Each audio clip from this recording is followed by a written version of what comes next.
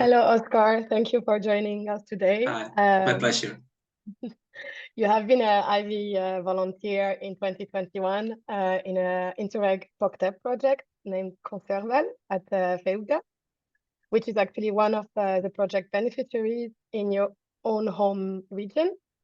So we want to ask you, how was volunteering in your own home region for territorial cooperation? Yeah, for me it was quite easy, obviously. Being so close to home and for me it was a process of incorporating knowledge rather than adapting to another country, another culture, especially because we are very used to go beyond that border. For us, it's not quite a border between Galicia and Portugal. So it was really easy for me and allowed me to focus on learning and to, discovering what path to follow. So it was really useful in that sense, but I also quite envy other Ivy partners who were abroad or maybe across the country, like from Italy to Slovenia, things like that. And so I really encourage people that also want to have that way of that experience, because I think that was lacking for me, although I tried to make the best of my time there. Wow, it sounds actually very nice to see also that before Ivy already the border was not really a border for you in your region and in the program area. And I think for both regions it's actually the case. So it's, it was very natural from political aspects to the research and people, of course. So if someone wants to experience that spirit of European Union, I think it's one of the places you can go. Yeah, all right. I will keep it in mind. Well, actually, talking about the spirit of the European Union, in 2016, so a little bit a while ago, the former president, Jean-Claude Juncker, in his speech for the State of the Union, had called aloud for all the directorates to find a way to either create a volunteering program or mechanisms to actually involve young people directly in the heart of the European Union. And borders are kind of the heart of the European Union, as you mentioned it. And this is actually how Ivy got together under the DG Regio 6 years ago, and it's still ongoing, as you can see. And we wanted to know, what are your thoughts on how young people can be currently or in the future involved in shaping the European Union and be part of this territorial cooperation? Well, that's a good question. And I try not to be influenced by my own experience because I really think that everyone should be prepared to do that. So it's more about clustering and having a group and a community that you can rely to. And there are going to be many ways you can contribute. So obviously Interreg Youth is one of them, and I'm very fortunate to have chosen that because it allowed me to fast track my knowledge and my familiarity with the European Union. But I think now from my experience working also in research projects that there are many ways you can impact your community by working with the European Union. Obviously, we know about the agricultural policy and the development funds, and I think those are trademarks of the European Union, and everyone can be impacted by it. And I think we can all make some more contribution into all the programs that form the European Union. And it's a matter of being interested, that it doesn't matter what are you after to, there's going to be a way you can interact with the European Union. That's my feeling right now. Even if you feel that you are not impacted by some of those policies, eventually they are coming to you and you will have a saying.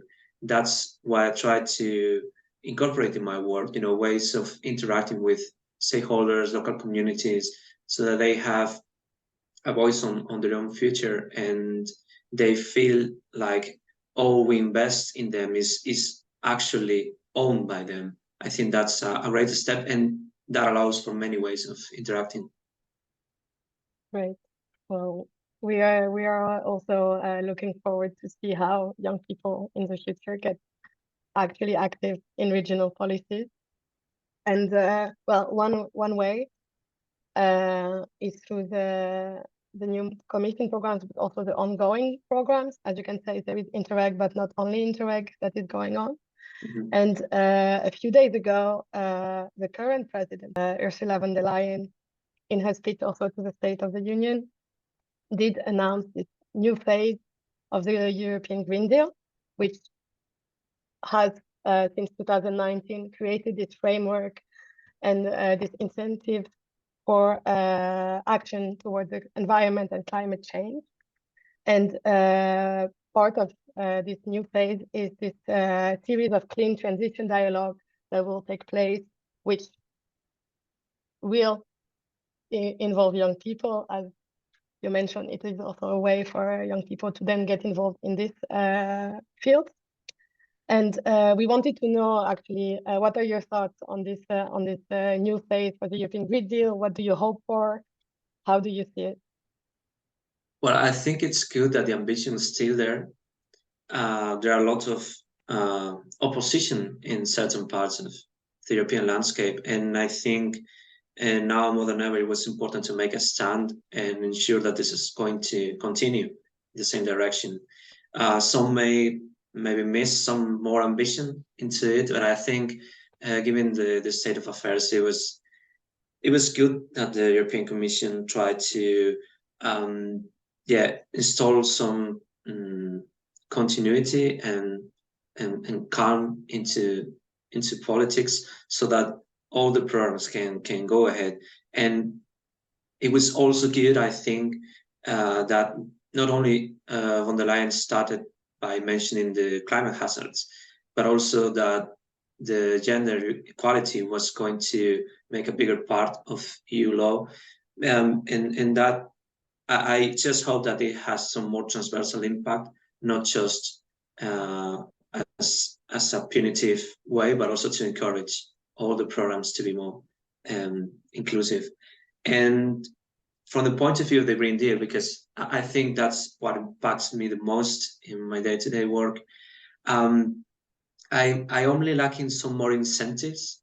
As you mentioned, there's going to be some dialogue, and I think that's good, although the feedback is going to take some time to actually impact policy, because it's a long process going to local level through the European institutions. But I think that's good. It's installing that idea that that's how we should cooperate and work, so that's good. But at the same time, I'm missing some more incentives into taking risks in innovation and involving different coalitions of actors at local level. It's a good news that we are encouraging SMEs and industries to make this green transition. But I think that at the end of the day, the solutions they can bring into the market, into society, they need to have a strong bond with people, and they need to be part of that process. But they cannot do it if they don't have the right incentives.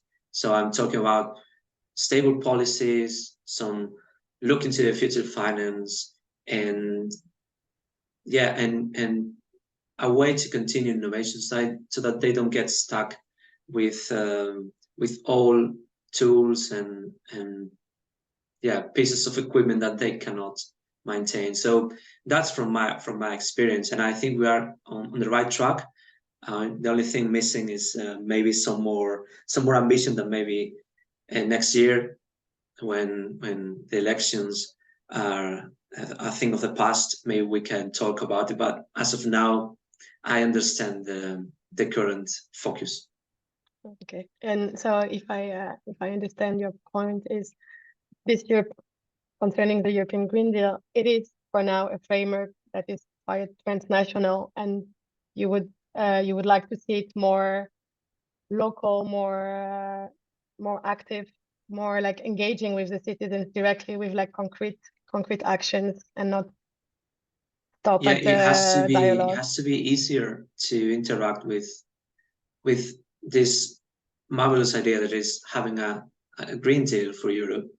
And I think as of now, many people can see it as a charade, as a stunt, a publicity stunt, because it will take time to impact their lives. And I think they should be able to have some guarantees in their life. I mentioned earlier the agricultural policy and the development funds. I think those are trademarks of the European Union that ensure that anyone who enters those programs is going to have that support in the long term, and that's really important if you're asking people to take risks and to change their way of life, because that's why we're asking. It's to transform society, and that's not that it should not depend only on big industry or big tech who have you know, they have some leverage to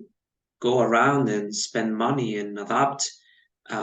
They do have that capacity, but for people who are just suffering from climate change, it's a difficult decision to abandon what you're doing.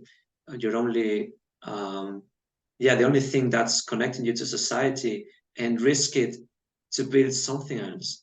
It's quite a decision, and I think we all need to understand that in order to engage society and finish that transformation.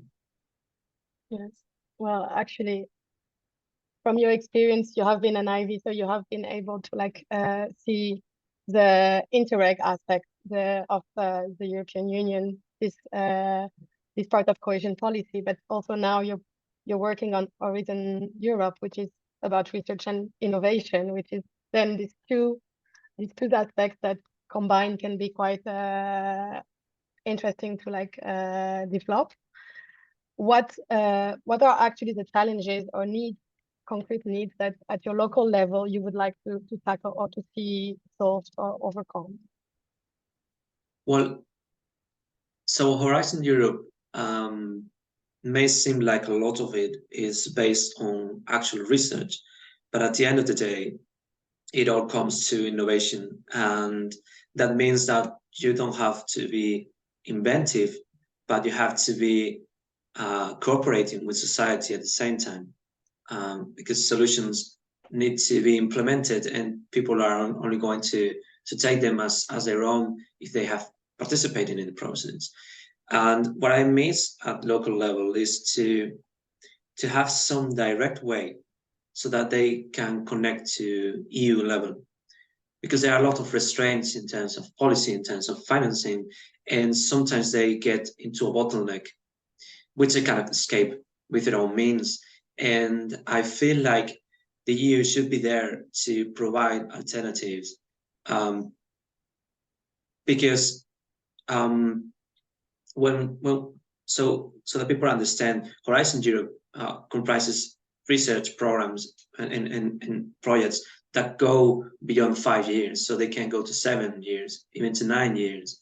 And in that time, a lot of things can happen. We saw this with the invasion of Ukraine and the COVID, and so those projects are going to be subject to change, and their relationship with local level too. So the European Union should be there as a single go-to desk and to provide assistance, technical assistance, monitoring, and capacity building. You know, it should be like one desk to satisfy all those needs. And I think we've progressed a lot in that regard, but for a lot of local administrations, SMEs, NGOs, it's difficult if they don't have the contacts and they cannot go to Brussels every day to make those contacts. So, and for projects, it's, you know, we have a budget that we have to implement, and there's a limit on the time frame, so we cannot stay for everyone and for longer than that. So I just hope that through missions like mission adaptation, mission cities, we can solve that. I think we are on the right track. We just need a little more political support for this way of thinking, and for the projects to find strength in numbers. And I think that's the first step, so that then with this feedback, so that regions and local authorities can build from that. Thank you. It's very interesting. Actually, talking about projects, you're yourself, as you said, involved in innovation and research project, more specifically 3 of them. I hope I pronounced them well. Transformar, Ministor, and Route to Rest. Yeah. And actually, I'm curious to know, how are these projects, through your contribution, impacting your region? If you could tell us a few words on them. Yeah, so I like to think that everything we produce, if that's a word, in these projects can be in the future can be meaningful for all the regions in Europe. That's one of the challenges. So a couple of them have actually works in the making in Galicia. So that for me is very rewarding to see that they are contributing to the energy transition, to the climate adaptation, but also I think from how they're changing society and the ways we interact with the different administrations, that's also going to impact everyday life for everyone. We do have more mechanisms to participate, and we are encouraging others to think differently and to have a more a role in innovation. And I think that's the key. You know, we are preparing this and future generations to adapt and to have a more quality of life and to thrive economically. So that's very rewarding for me. And I also think that the more we travel abroad and meet with people from other regions, the more we the more we improve the way we work, and that it's also translating, you know, slowly into the institutions and organizations that trickles down to society. So it's more like a process beneath what we are actually doing and delivering, and that I think is the most important part. So it's not about fancy technology, and that obviously it's very important because we are taking a concept closer to markets so everyone can implement it, from new varieties of crops resilient to water stress to more efficient homes. That's going to have an impact, of course, but the bigger picture for me is the most valuable. Not only to see that we are working at local level in my home region, but also to see how everyone's impacted by it. And when you see what we can make in 2-4 years, that's quite a path of change. Yeah. Well, actually, talking about path. I know where this is going. You have made the perfect transition for me, Óscar. Thank you very much. Talking about path, well, this year the Interreg Annual Event will take place in Santiago de Compostela. Well, as you know, Interreg Annual Event is the major event regrouping all Interreg programs from all over Europe together for a few days to discuss their challenges, but also best practices and build on for the future. And this year, it takes place in your hometown, but actually you have already in 2021 attended the Interreg Annual Event that was in Brussels, and as an IB volunteer. And I would like to ask you, how was this experience in Brussels, being part of the annual event? And what did you take from it then? You know, for me, it was quite impressive to see how people interact at that level and how frank they are to each other into what they want to achieve and what can be done at this moment.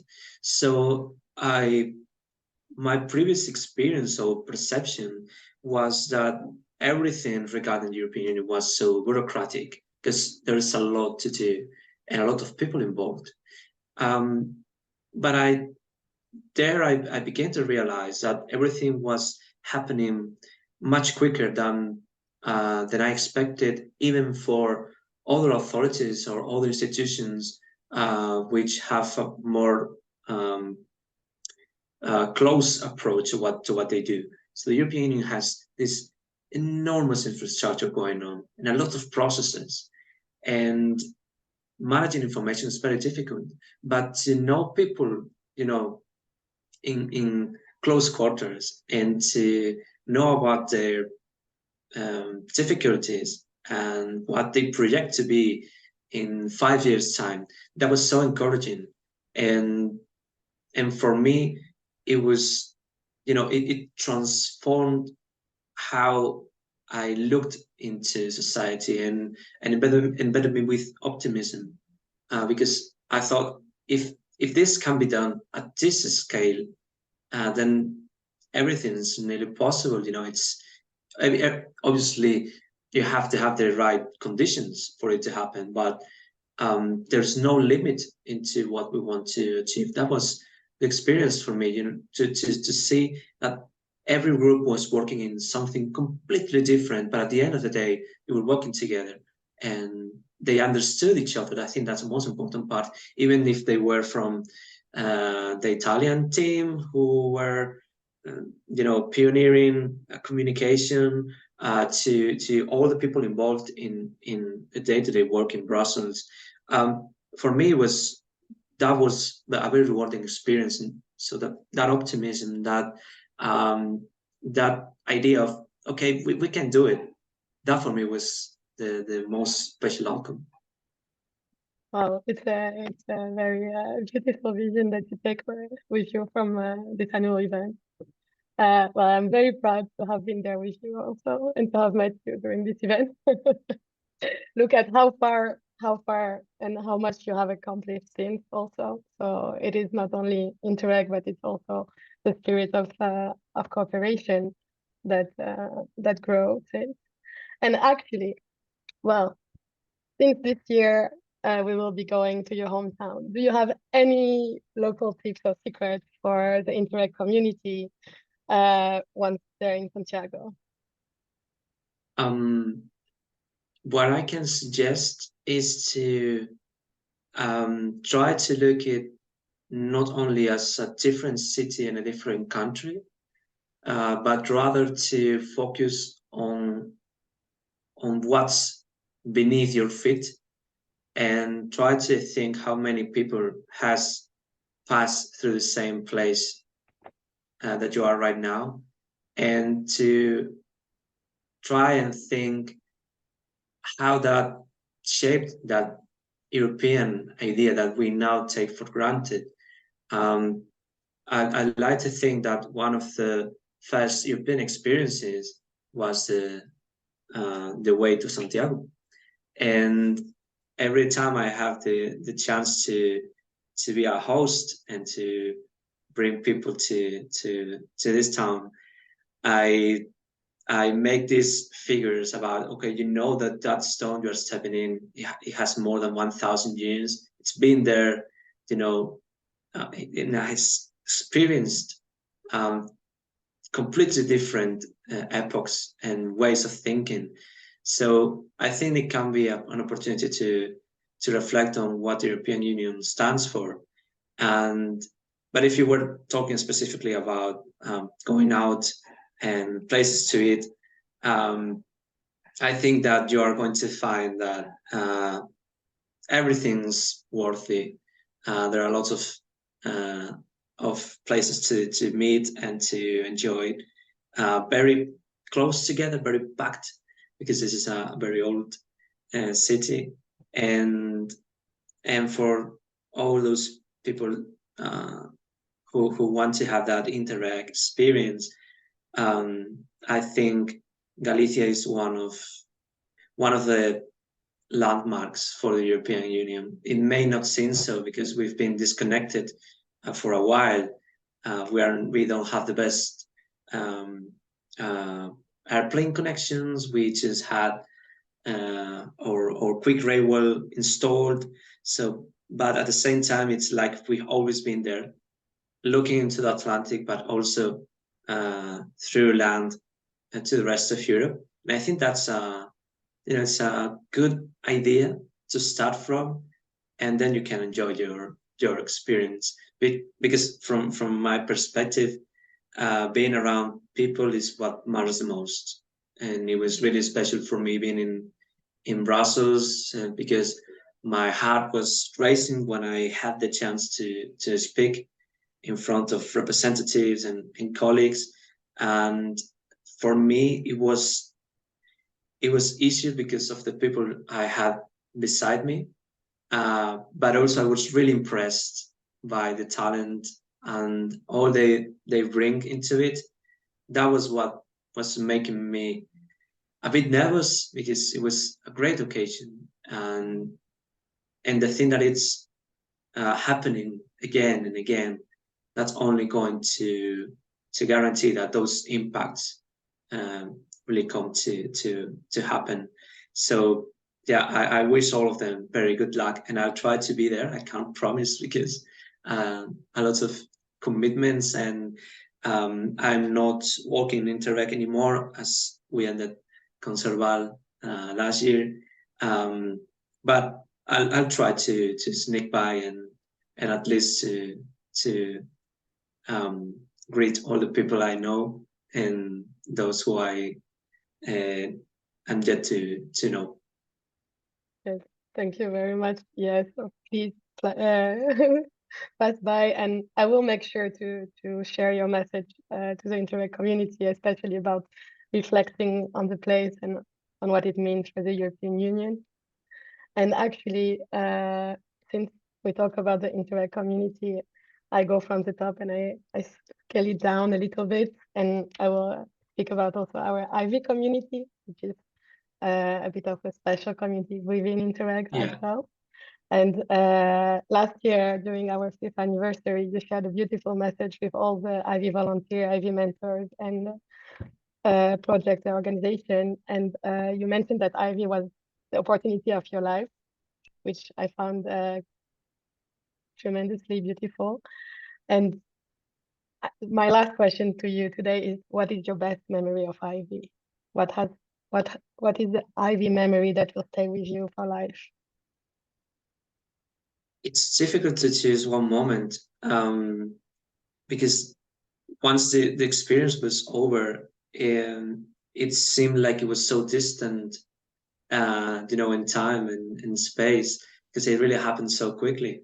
But I think that those are the experiences that matter the most, even if you can't choose a singular minute to out of that, because it's those sudden changes in your life that make you think about where are you going, and the people that you want to work with, and you see that there is a lot out there, and just waiting for an opportunity to connect, because they do have the knowledge and the will to move and tilt the earth if it's necessary.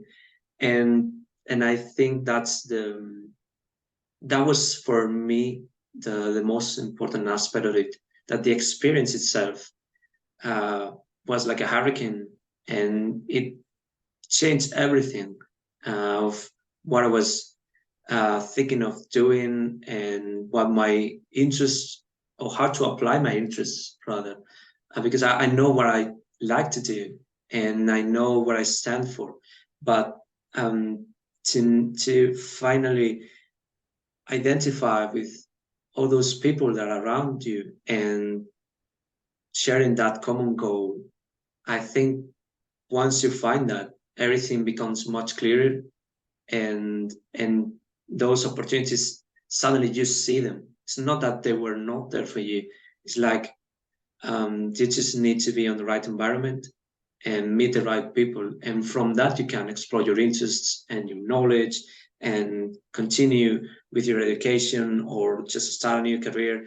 But you know, it's the sum of all those experiences that when I look back, I think I'm a different person than I was back then. So, but yeah, if I had to choose a moment, I mentioned earlier being on stage. Well, for me, it was right after being on that stage, the moment when we looked at each other and I thought, we really did this. And it was quite impressive. You know, I wouldn't think of it a month earlier too. You know, it was so big, and doing that with people who became friends so quickly. Yeah, that was it. That was, if only for it, it was worth it. And if you add all the rest, there you have it. Oh, super. Well, thank you so much, Óscar, for being with us today, and Well, thank you your for ideas reaching out. and your thoughts. They're very valuable to us. And well, we hope to see you in Santiago. If not, I we will. hope so. You know, it was when I first saw the annual event was coming to Santiago, I thought, okay, it makes sense because we are in the rotatory presidency of the European Union. But now I'm really eager to go there and revive all those moments and to see what it can bring to me as of now, because I think even with any experience you may have, the Interreg community always brings something else, and people are the best. So yeah, maybe we can go for some drinks after. I'm really looking forward to it. Perfect. I'll keep you up to it. Thank Thank you you very so much. much.